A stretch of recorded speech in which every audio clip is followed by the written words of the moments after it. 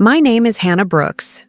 I'm 32 years old, and after 18 months of meticulously planning my dream wedding while coordinating schedules with my entire family, repeatedly confirming dates with my father, William Brooks, who promised dozens of times that he would walk me down the aisle and be there for his little princess, I stood alone in the church entrance wearing my custom wedding gown, holding a bouquet of white roses, waiting for my father to arrive while the string quartet played the processional music for the third time, only to slowly realize through my growing devastation that not a single member of my family was coming to my wedding ceremony because they had all chosen to attend my sister Melissa's baby shower that had been deliberately scheduled for the exact same day.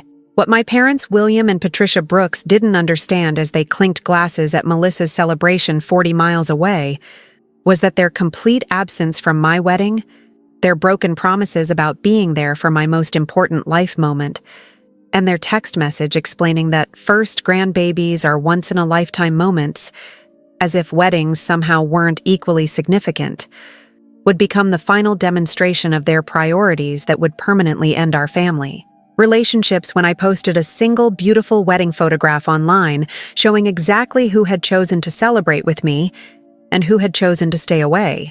The physical therapy practice that had given me both financial independence and professional fulfillment had begun 7 years earlier when I completed my doctorate in physical therapy and opened my own clinic specializing in helping patients recover from sports injuries and surgical procedures through evidence-based rehabilitation programs that combined traditional therapy techniques with innovative approaches to pain management and functional recovery.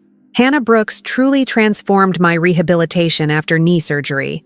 My patients would write in testimonials that helped build my practice's reputation. Her expertise in post-surgical recovery and her genuine care about patient outcomes made a difficult recovery process not just manageable, but actually gave me confidence that I would return to full athletic function. She's not just treating injuries. She's restoring lives and athletic dreams. The professional recognition from patients who had trusted me during their most vulnerable recovery periods was both financially rewarding and emotionally fulfilling, creating a successful practice that allowed me to support myself comfortably while also building the kind of stable life foundation that I had always imagined would be celebrated and recognized by family members who supposedly loved me and valued my achievements. Your clinic is exactly what this community needed, local physicians would tell me when referring patients for post-surgical rehabilitation. You've created a practice that combines technical expertise with genuine patient advocacy. Your rehabilitation outcomes are consistently excellent, and your patients trust you in ways that make recovery more successful than standard therapy protocols typically achieve. The medical community's recognition of my clinical expertise and patient outcomes had translated into steady practice growth, with over 300 active patients relying on my rehabilitation programs, and my clinic employing 4 additional therapists who shared my commitment to evidence-based care and individualized treatment planning that respected each patient's unique recovery goals and timeline. But while I was building a successful professional life and establishing myself as a respected healthcare provider in our community, my personal life had also flourished when I met my future husband Daniel Walsh at a community charity event 3 years earlier, beginning a relationship that was characterized by mutual respect, shared values, and the kind of genuine partnership that I had always hoped to find but had sometimes doubted would materialize given my family's pattern of making me feel like my needs and desires were always secondary to everyone else's preferences. Hannah is the most genuine person I've ever met, Daniel would tell his family when describing what had drawn him to me. She's professionally successful and personally grounded. She cares about helping people, and she doesn't need drama or attention to feel valued. She's exactly the kind of partner I always hoped to find. Someone who builds rather than destroys. Someone who gives rather than takes. The relationship with Daniel had grown steadily from friendship into romantic partnership and eventually into our decision to marry, creating what should have been a joyful period of wedding planning and family celebration as we prepared to formalize our commitment and begin building our lives together as a married couple with shared goals and mutual support. I'm so happy you found someone who appreciates you the way you deserve, my friends from graduate school would say when I announced our engagement. Daniel seems like he genuinely sees your value and doesn't take your kindness for granted. You deserve someone who celebrates you instead of always making you feel like you're supposed to accommodate everyone else's needs. The observation about Daniel appreciating me in ways that contrasted with my family dynamics was both accurate and revealing about patterns that had characterized my entire life, where my achievements and life events were consistently overshadowed by my younger sister Melissa's needs, celebrations, and demands for attention that my parents William and Patricia always accommodated, while expecting me to be understanding about having my own moments minimized or overlooked entirely. Have you ever built a successful career and found genuine love only to discover that your family views these achievements as less significant than your sister's everyday needs and wants? That's exactly what I had experienced throughout my adult life, as my parents treated my professional success and personal happiness as expected and unremarkable, while Melissa's ordinary life events were celebrated as extraordinary accomplishments that deserved everyone's immediate attention and accommodation. The family dynamics that would make my wedding day abandonment possible had been developing since Melissa's birth when I was 3 years old, creating decades of patterns where my parents' attention, resources, and celebration were disproportionately directed toward my younger sister, while I was simultaneously praised for being independent and self-sufficient in ways that actually meant I received less support and recognition for my achievements because my parents were too focused on managing Melissa's constant need for validation and accommodation. Hannah has always been our easy child, Patricia would tell relatives when discussing her 2 daughters. She's responsible and capable. She never needed much attention or help. Melissa is more sensitive and needs more support, so we have to focus on making sure she feels valued and included in family decisions and celebrations. The characterization of me as easy, while describing Melissa as sensitive, had created a family dynamic where I was expected to be self-reliant and accommodating, while Melissa received constant attention and had her preferences prioritized because she supposedly needed more emotional support and validation than I did, despite no evidence that this differential treatment was based on actual psychological needs rather than simply enabling her expectation that she should always be the center of attention. Hannah, you understand that Melissa needs more help with things, William would say whenever I expressed frustration about my achievements being overlooked while my sister's ordinary activities received elaborate celebration. She's not as naturally confident as you are, so we need to give her extra support and recognition to help her develop self-esteem. You're already successful and don't need that kind of constant reinforcement. The logic that my success somehow meant I needed less recognition, while Melissa's lack of comparable achievement required more celebration, had created a twisted dynamic where my accomplishments were actually used as justification for giving me less attention rather than being occasions for family pride and support. Melissa is graduating from cosmetology school next month, Patricia had announced during what should have been celebration of my acceptance to doctoral physical therapy program. We're so proud of her for completing her training. This is such a big achievement after she struggled to find her career direction. We're planning a big graduation party to celebrate her finding her path. The extensive celebration of Melissa's cosmetology certificate, while my acceptance to competitive doctoral program received minimal acknowledgement, had been typical of how my parents measured achievement not by objective standards, but rather by their assessment of which daughter supposedly needed more encouragement and recognition to feel valued. Hannah doesn't need a party for graduate school, William had said when I suggested that my doctoral program acceptance might also deserve some family recognition. You've always been academically successful. This is just the next expected step in your education.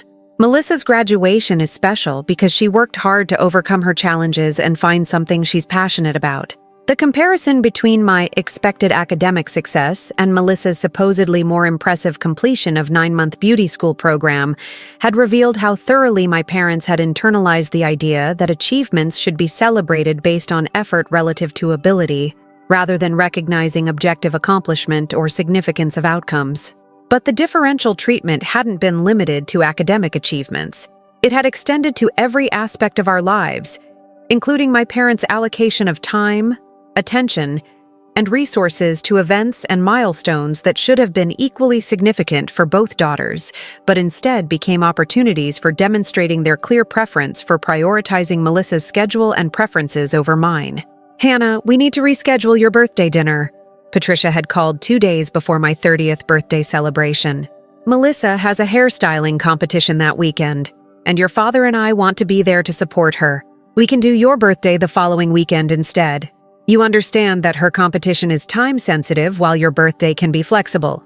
Buses, the suggestion that my milestone 30th birthday was flexible, while Melissa's amateur styling competition was time-sensitive, had been both personally hurtful and strategically consistent with decades of my parents treating my life events as movable obstacles to accommodate Melissa's schedule, rather than recognizing that some occasions have fixed dates and emotional significance that shouldn't be compromised to prioritize someone else's activities. "Why can't Dad come to my birthday and you go to Melissa's competition?" I had asked while trying to find compromise that would allow at least one parent to attend my celebration. "You could split up for one day so both daughters get some family support for their events." "Melissa needs both of us there," Patricia had replied with explanation that revealed her assumption that my sister required more family support than I did. "She gets nervous at these competitions, and she wants her whole family cheering for her. You're confident and don't need that kind of public support. You'll be fine celebrating with your friends while we help Melissa through her competition." The characterization of my not needing family support because I was confident, while Melissa required her whole family for moral support, had been another example of how my parents used my competence as justification for giving me less, rather than recognizing that competent people also deserve family celebration and support for their milestones. But the most devastating pattern had been Melissa's apparent strategy of deliberately scheduling her events to conflict with my important moments, creating situations where my parents would be forced to choose between daughters and consistently selecting Melissa's preferences while expecting me to be understanding about having my occasions minimized or overshadowed. "Melissa is having her engagement party the same weekend as your dissertation defense," William had informed me 18 months before my wedding. "We know your defense is important, but engagement parties are once-in-a-lifetime celebrations, and Melissa really wants the family there to share her happiness about getting married." The suggestion that Melissa's engagement party was more significant than my doctoral dissertation defense, the culmination of 7 years of graduate education and research, had been both academically insulting and personally revealing about my parents' assessment of which daughter's achievements deserved family attention and celebration. "Can Melissa move her engagement party to a different weekend?" I had asked, while hoping that for once my sister might accommodate my schedule, rather than always expecting me to adjust around her preferences. My dissertation defense date was set 6 months ago. Everyone knew when it was happening. Why would she schedule her engagement party for the exact same day? Melissa didn't realize there was a conflict, Patricia had explained with excuse that seemed implausible, given that my defense date had been announced to family repeatedly. Besides, dissertation defenses are academic formalities where you're just presenting to professors. Engagement parties are about family celebration. Surely you can understand that sharing Melissa's engagement happiness is more important than us sitting in some university conference room while you talk about physical therapy research. The characterization of my dissertation defense as just presenting to professors, while describing Melissa's engagement party as sharing happiness, had revealed my parents' complete failure to understand or value my academic achievements, while treating my sister's social events as paramount family obligations that superseded everything else. And the pattern had continued right up through my own wedding planning. When Melissa had announced 3 months before my wedding date that she was scheduling her baby shower for the exact same day, creating what should have been an obvious conflict that required resolution, but instead became another test of whether my parents would finally prioritize my significant life moment or would continue their pattern of accommodating Melissa's preferences while expecting me to be understanding. The engagement to Daniel that should have been a joyful period of wedding planning and family celebration instead became another demonstration of my family's priorities when Melissa announced her pregnancy 2 months after my engagement and immediately began positioning her journey to motherhood as more significant than my journey to marriage, in ways that would culminate in her deliberately scheduling her baby shower to conflict with my wedding ceremony. "Melissa is pregnant," Patricia had called me with obvious excitement 3 weeks after I had announced my engagement to Daniel. "Can you believe it? We're going to be grandparents. This is the most exciting thing that's happened to our family in years." The characterization of Melissa's pregnancy as the most exciting thing happening to the family, just weeks after my engagement, had been both personally insulting and strategically predictable, since my parents had consistently treated my sister's life events as more significant than mine, regardless of the objective importance of the milestones being celebrated. "That's wonderful news," I had replied with genuine happiness for my sister, despite my awareness that her pregnancy would inevitably overshadow my wedding planning in my parents' attention and priorities. "When is she due?" "Early September," Patricia had said with timing that should have been far enough after my June wedding to avoid any scheduling conflicts. "We're already planning the nursery and thinking about baby names. Your father is so excited about being a grandfather. He talks about it constantly. This is just the most wonderful blessing for our whole family." The emphasis on William's excitement about becoming a grandfather compared to his notably subdued response to my engagement had been another example of differential enthusiasm that revealed whose life events truly excited my parents and whose were treated as expected but unremarkable developments. "Mom, I'm planning my wedding for June 15th, I had reminded Patricia when she seemed to have forgotten about my upcoming marriage in her excitement about Melissa's pregnancy. "I wanted to confirm that date works for you and Dad since we'll be sending invitations soon and I need to finalize the venue contract." "June 15th should be fine," Patricia had said with casual confirmation that suggested she hadn't given my wedding significant thought or planning attention. "Melissa will be about 6 months pregnant then, so she'll definitely be able to attend even though she'll be showing. Just make sure your bridesmaid dresses are comfortable for pregnant women in case any of your other bridesmaids are expecting too." The assumption that the primary wedding planning consideration should be Melissa's pregnancy comfort rather than the bride's vision for her ceremony had been typical of how my parents approached family events, always centering my sister's needs and preferences while treating mine as secondary factors to be accommodated around her requirements. "I'm so excited for you," Melissa had said when I visited to congratulate her on the pregnancy. "June is going to be such a busy month with your wedding and my baby shower. Mom suggested I schedule my shower for the weekend before your wedding so everything doesn't get too hectic with overlapping celebrations."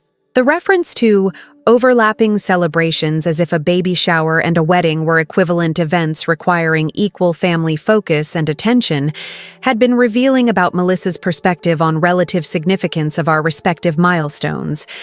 But her suggestion of scheduling the baby shower for the weekend before my wedding had seemed like reasonable planning that would keep the celebrations separate while allowing family members to attend both events. "That sounds like good planning," I had agreed, while relieved that Melissa seemed to be considering how to avoid scheduling conflicts. "Having your shower the weekend before my wedding gives people time to travel if needed, and doesn't create the kind of conflicts we've dealt with before when events get scheduled for the same days." But 3 months later, just 12 weeks before my wedding, when invitations had been sent and travel arrangements were being finalized by out-of-town guests, Melissa had suddenly announced that she was moving her baby shower to June 15th, the exact date of my wedding, with explanations about scheduling conflicts and venue availability that seemed suspiciously convenient for someone who had supposedly been planning the event for months. "Hannah, there's a small scheduling issue," Patricia had called me with tone that suggested she was about to deliver news she knew would be unwelcome. "Melissa needs to move her baby shower to June 15th because the venue she wanted isn't available on the previous weekend anymore. I know that's your wedding day, but the shower is just a few hours in the morning and early afternoon, so people can attend both events if they manage their time carefully." The suggestion that wedding guests could manage their time carefully to attend both a morning baby shower 40 miles away and an afternoon wedding ceremony revealed such fundamental misunderstanding of event logistics and guest obligations that I initially thought Patricia must be joking about expecting people to attempt this schedule. "Mom, those events are 40 miles apart," I had replied with emphasis on the practical impossibility of attending both celebrations. "My wedding ceremony starts at 3 p.m. Even if Melissa's shower ends at noon, there's no way people can travel between locations. go home to change clothes, and arrive at my wedding on time. You're forcing people to choose between the events. People can skip the shower if they prefer to attend your wedding," Patricia had said with false equivalency that suggested both events were equally optional. But Melissa really wants her family there for her baby shower, and you know how important first pregnancies are for families. Some people will probably prioritize the shower since it's a once-in-a-lifetime chance to celebrate the first grandchild. The characterization of Melissa's baby shower as once-in-a-lifetime, while treating my wedding as if it were less significant or unique, had been both factually wrong. All weddings are unique events, and strategically revealing about how my parents viewed the relative importance of my sister's social gathering versus my marriage ceremony. My wedding is also once in a lifetime, I had pointed out with what should have been obvious comparison. Why is Melissa's baby shower treated as more significant than my wedding? Why can't she keep her original shower date or choose a different day that doesn't conflict with my ceremony? Melissa has already sent her shower invitations with the June 15th date, Patricia had replied, with excuse that made no sense given that she had just said the date change was due to venue availability. It's too late to change her plans now. You'll just have to understand that some family members will prioritize the shower over your wedding, and you shouldn't make people feel guilty about their choice.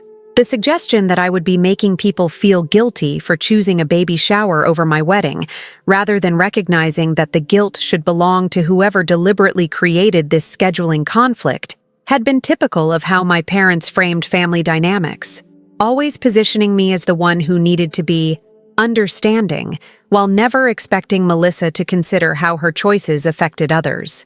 But the most devastating aspect of this scheduling conflict was William's promise that regardless of what anyone else chose, he would definitely be at my wedding to walk me down the aisle, a promise he made repeatedly and emotionally during the months leading up to my wedding day, creating expectations and trust that would make his eventual betrayal even more painful and devastating. When I stood alone at the church entrance waiting for a father who never arrived, the promises that William made about walking me down the aisle became increasingly elaborate and emotionally significant during the final months before my wedding, as if his repeated assurances about being there for his little princess could somehow compensate for the obvious family dynamics where Melissa's baby shower was being treated as the more important event, despite conflicting with my marriage ceremony. "Hannah, I want you to know that nothing could keep me from walking you down the aisle," William had told me during dinner 3 months before the wedding. "I've been dreaming about this moment since you were born. Walking my daughter down the aisle is one of the most important things a father can do, and I wouldn't miss your wedding for anything in the world."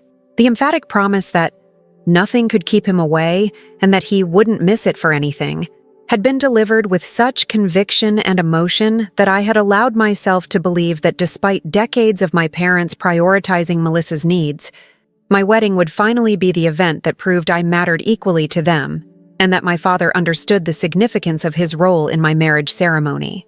"We need to choose a song for our father-daughter dance," I had said while planning the wedding reception.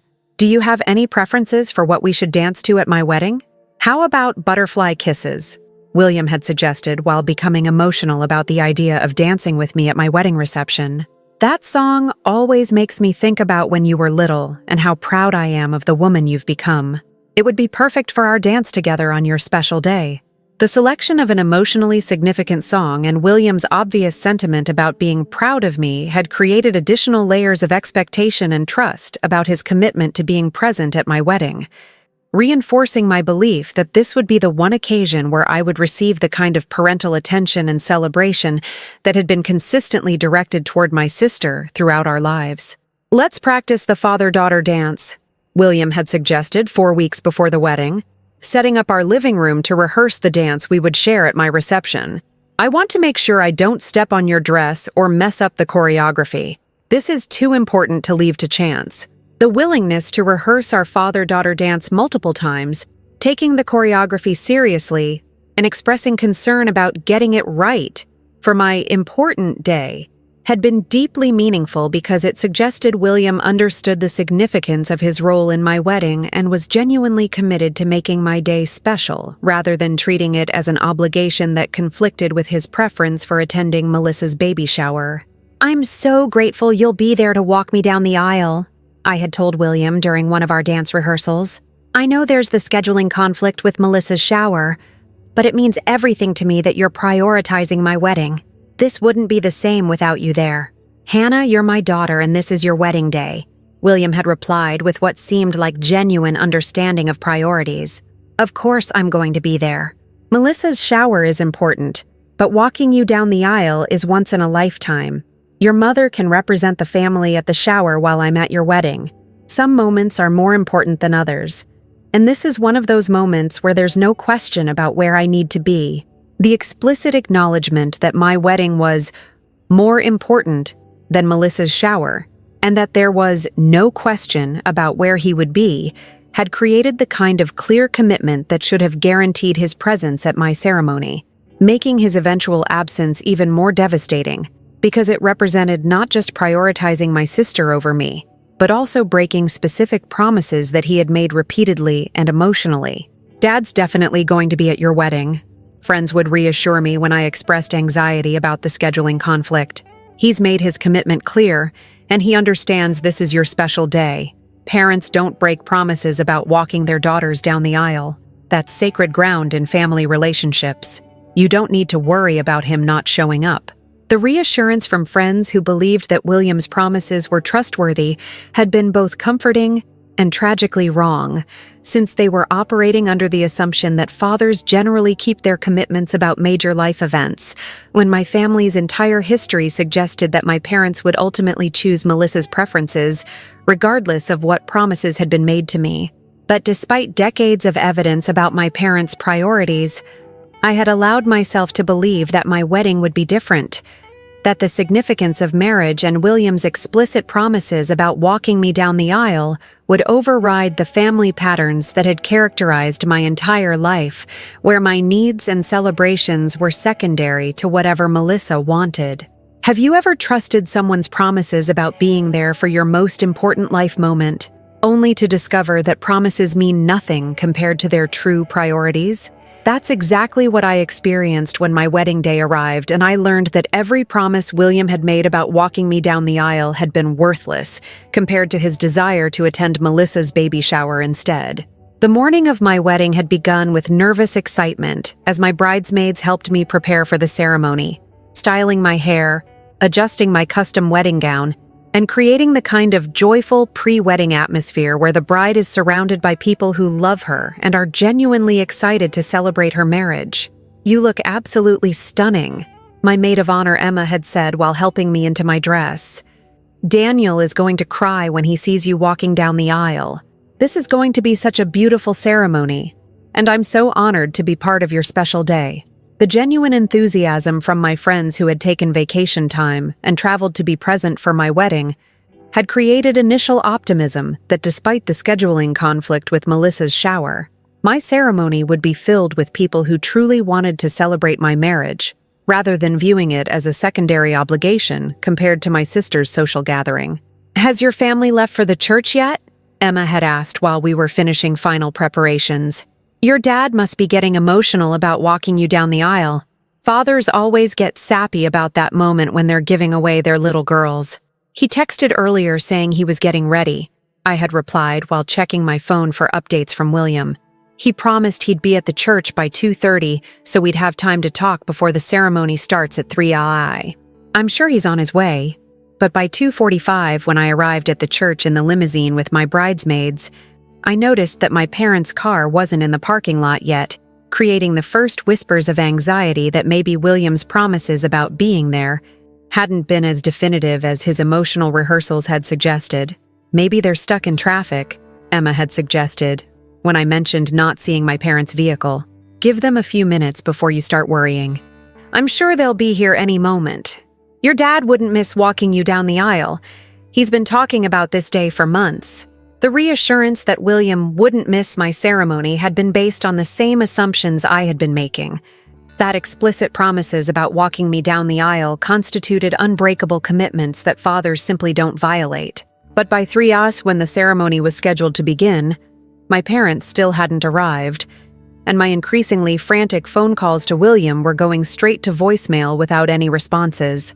"Hannah, we need to decide what to do," the wedding coordinator had said at 3:15, while guests were seated in the church waiting for a ceremony that couldn't begin without the bride entering. "Do you want to delay the start time while we try to reach your father? Or do you have an alternative plan for who might escort you down the aisle?"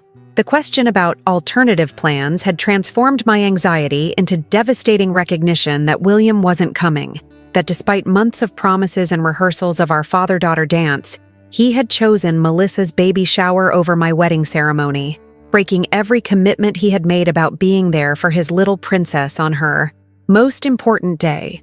"Let me try calling one more time," I had said while dialing William's number with shaking hands, desperately hoping that there was some emergency or legitimate explanation for why he would break promises that had been made with such conviction and emotion. But the call went to voicemail again, and at 3:22, I received a text message from Patricia that would confirm the devastating reality. "So sorry we can't make it to your ceremony. Melissa's shower is running longer than expected, and we don't want to leave before it's finished. Your dad sends his love. First grandbabies are once-in-a-lifetime moments. I'm sure you understand. We'll see you at holidays. Congratulations on your marriage."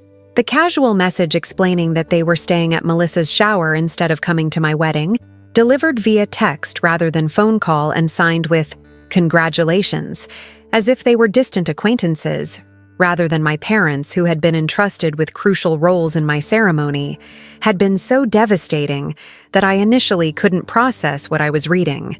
"They're not coming," I had told Emma while showing her the text message. My dad promised to walk me down the aisle. He promised dozens of times. He made me practice our father-daughter dance, and he chose my sister's baby shower instead. They're not coming to my wedding. The stunned silence from my bridesmaids as they processed that my entire family had skipped my wedding to attend a baby shower had created a moment where we all understood that this wasn't just about scheduling conflicts or unfortunate timing. This was about my parents explicitly demonstrating that Melissa's social gathering was more important to them than my marriage ceremony, that decades of differential treatment had culminated in the ultimate proof of whose life events truly mattered to them. "Who else from your family was supposed to be here?" Emma had asked while trying to understand the scope of my family's abandonment. "Extended family, aunts, uncles, cousins. Surely some of them chose to attend your wedding instead of the baby shower." "They all went to Melissa's shower," I had said after frantically checking the church and confirming that not a single member of my family had chosen to attend my wedding. "Every single person with the Brooks family name chose the baby shower over my wedding ceremony. My entire family skipped my marriage to celebrate my sister's baby." The complete absence of every Brooks family member had been so comprehensive that it couldn't be explained as unfortunate scheduling or individual choices. This was coordinated family consensus that Melissa's baby shower was more important than my wedding, that my parents' first grandchild deserved universal family attention, while my marriage deserved no family representation whatsoever. "Then we'll do this without them," Emma had said with fierce loyalty.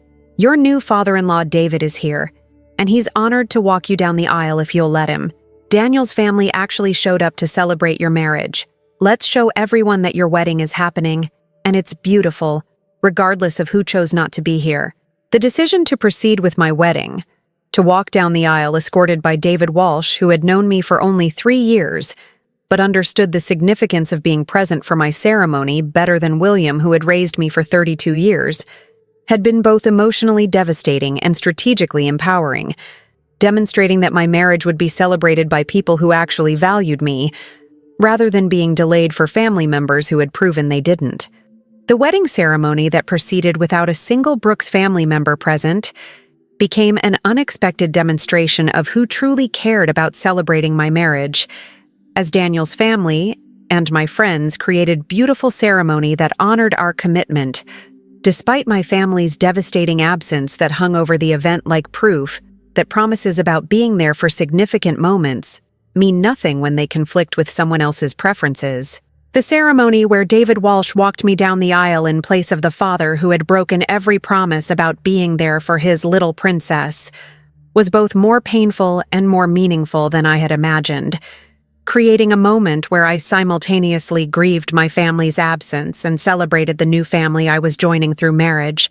A family that had actually shown up to honor the commitment Daniel and I were making, rather than choosing to be elsewhere for someone else's social gathering.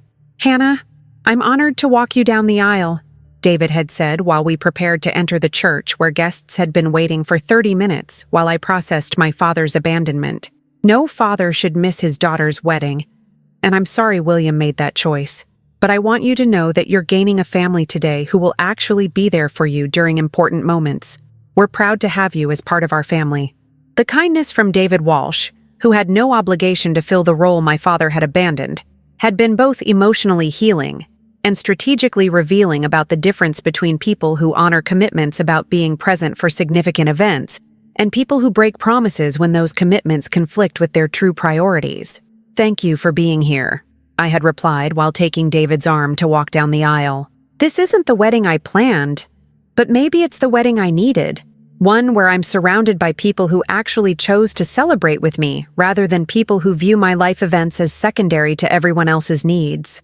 The walk down the aisle, escorted by my father-in-law instead of my father, had created powerful visual demonstration of family priorities, with every guest in attendance understanding that something significant had happened to prevent William from fulfilling his promised role, and most people correctly inferring that this absence represented choice rather than emergency. "Daniel, I'm sorry my family isn't here," I had whispered when I reached the altar where my husband was waiting with obvious emotion about the ceremony that was finally beginning, despite the conspicuous absence of the bride's family. "This wasn't how I imagined our wedding day." "I'm sorry too," Daniel had replied while taking my hands. "But everyone who matters is here. My family is here, your friends are here, and I'm here ready to marry you. That's enough to make this day perfect regardless of who chose to be somewhere else." The ceremony had proceeded with traditional vows, exchange of rings, and the declaration of marriage that should have been followed by joyful family celebration, but instead was shadowed by the reality that my entire biological family had chosen a baby shower over witnessing the moment I became Mrs. Hannah Walsh. "I now pronounce you husband and wife," the minister had said, while our guests applauded a ceremony that had been beautiful, despite being haunted by absence that told its own story about family priorities and broken promises. But while the ceremony had proceeded, and we had celebrated with the people who had actually chosen to be present for our marriage, I was also beginning to formulate a response to my family's abandonment that would be more powerful than angry confrontation or demands for explanation. I would simply let their absence speak for itself through carefully selected public documentation that would show everyone in our social circle exactly who had chosen to celebrate my marriage and who had chosen to be elsewhere. The wedding reception that followed the ceremony was both joyful celebration of my marriage to Daniel and painful acknowledgement of the family absence that hung over every tradition typically involving parents, from the father-daughter dance that couldn't happen because William had chosen Melissa's baby shower, to the family toasts that couldn't be delivered because no Brooks family member had attended the wedding. "Let's skip the father-daughter dance portion of the reception," I had told our DJ while trying to restructure the planned evening to accommodate the fact that William had broken his promises about being present for our carefully rehearsed dance to butterfly kisses that he had selected because it made him emotional thinking about my childhood. "We don't have to skip it," David Walsh had interjected, while offering an alternative that would transform a painful absence into a meaningful gesture.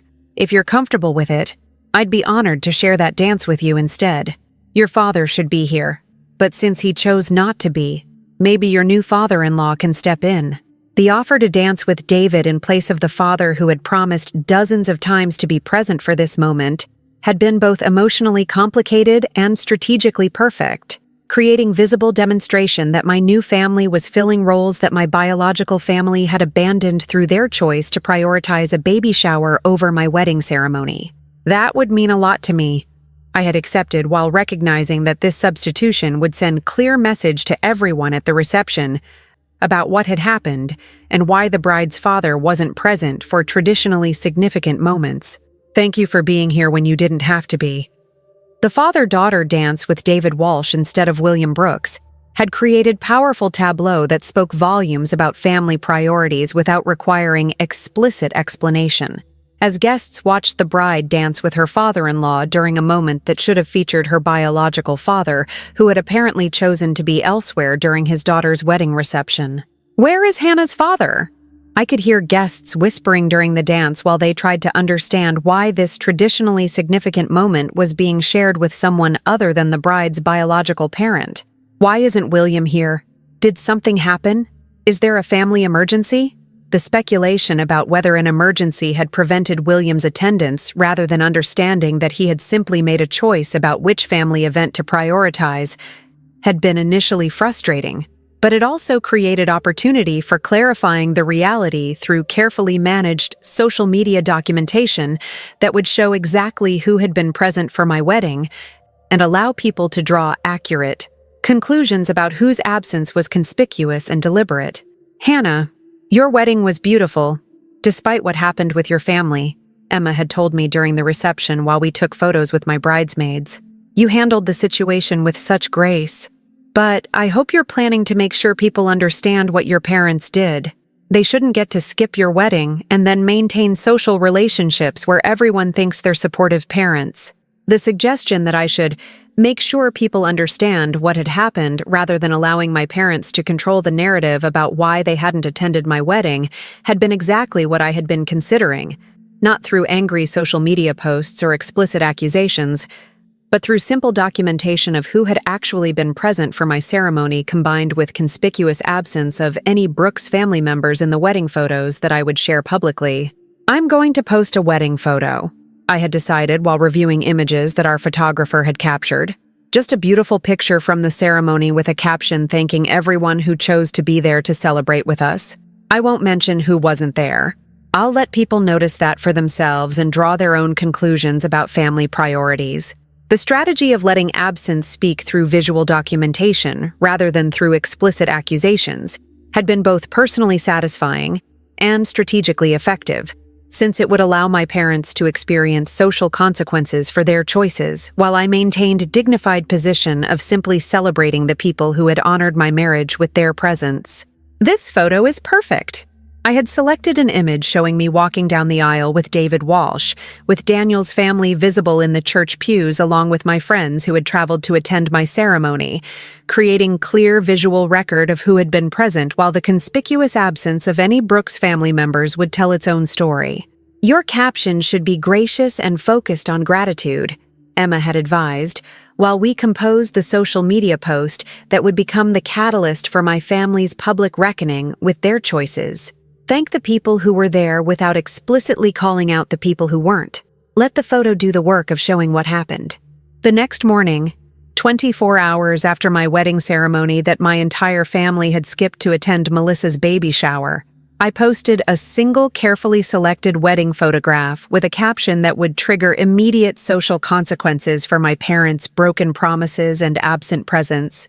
The wedding photo that I posted on social media with deliberate timing to maximize visibility and social impact showed me walking down the church aisle on David Walsh's arm, with Daniel waiting at the altar and rows of guests visible in the background. A beautiful image that captured the ceremony's emotion, while also creating visual documentation of exactly who had been present and whose absence was conspicuous for anyone familiar with my family. "Yesterday, I married my best friend surrounded by family and friends who chose to celebrate the beginning of our marriage," I had written as the caption beneath the photo. "Special gratitude to my father-in-law David Walsh for walking me down the aisle and to the Walsh family for welcoming me with such warmth and genuine support. So blessed to be surrounded by people who understand that being there for life's important moments is what family is really about." The caption that emphasized being surrounded by people who understand and specifically thanked David Walsh rather than William Brooks, had been strategically crafted to highlight the substitution without explicit accusation, allowing readers to infer what had happened while I maintained position of gratitude rather than anger. "Posted," I had confirmed to Daniel while uploading the image and caption to multiple social media platforms where my parents, their friends, our extended family, and our community would all see the photo and recognize who was missing from what should have been a family celebration. "This is going to create chaos," Daniel had observed while understanding that my carefully worded post would trigger immediate social consequences for my parents. Once people recognized that not a single Brooks family member appeared in any of my wedding photos. Are you prepared for what happens when everyone realizes your whole family skipped your wedding? I'm prepared, I had replied with calm recognition that this documentation of my family's absence was both accurate historical record and strategic consequence for their choices. They broke promises about being there for my wedding. Now everyone gets to see who actually kept their promises and who chose to be somewhere else. Within minutes of posting the photo, the social consequences began as friends and community members who had expected to see traditional wedding images featuring the bride with her parents instead noticed the conspicuous absence of any Brooks family members from the ceremony and began asking questions that my parents would struggle to answer without admitting they had chosen a baby shower over their daughter's wedding. "Beautiful wedding, Hannah," friends had commented within minutes of the post going live. "David looks so proud walking you down the aisle. Wait, where's William? I thought your dad was walking you down the aisle. Is he in any of the other photos?" The confusion about David Walsh appearing in the father-daughter role rather than William Brooks had created immediate questions that began spreading as people recognized that something significant had happened to result in this substitution, and began speculating about what could have prevented my father from fulfilling the promises he had made about being present for my ceremony. "Just saw Hannah's wedding photos and William isn't in any of them," mutual acquaintances had begun posting in community groups. Did something happen to prevent the Brooks family from attending? Seems strange that the bride's parents wouldn't be at her wedding ceremony. The speculation about whether something had prevented my parents' attendance, rather than understanding they had simply chosen to be elsewhere, had been creating the conversation that would force them to either admit their priorities or attempt to create false explanations that would be contradicted by their well-documented presence at Melissa's baby shower the same day. Congrats, Hannah. Your dad must have been so emotional walking you down the aisle. Wait, that's not your dad. That's Daniel's father. What happened? Another comment had asked with increasingly direct recognition that the father of the bride was missing from what should have been his central role. The growing awareness that William Brooks had been absent from his daughter's wedding was spreading rapidly through comments and shares, as people recognized this wasn't normal variation in wedding photography, but rather documented evidence that the entire Brooks family had been absent from ceremony that should have been significant family event. But the social media consequences that would devastate my parents' ability to maintain their public image as supportive family members had barely begun, since my wedding photo was triggering cascading awareness among friends, neighbors, and community members who had very different expectations about what parents do when their daughter gets married versus what William and Patricia had actually done by choosing Melissa's baby shower instead. If you're reading this and you're dealing with family members who break promises about being present for your significant life moments because they prioritize someone else's preferences, please know that sometimes the best response is simply documenting who actually showed up and letting their absence speak for itself through photos that tell the truth about family priorities better than angry accusations ever could. Sometimes people who skip your wedding don't deserve explanations when you exclude them from your life afterward. And sometimes the most powerful revenge is just showing the world who chose to be there and who didn't, letting their own choices create the social consequences they've earned through years of broken promises and demonstrated priorities. If this story resonated with your own experiences, please hit that subscribe button and share your experiences in the comments below. Thank you for joining me on this journey from broken promises through absent celebrations to new family bonds built with people who actually understand what commitment means. See you in our next story here at Her Sweet Revenge.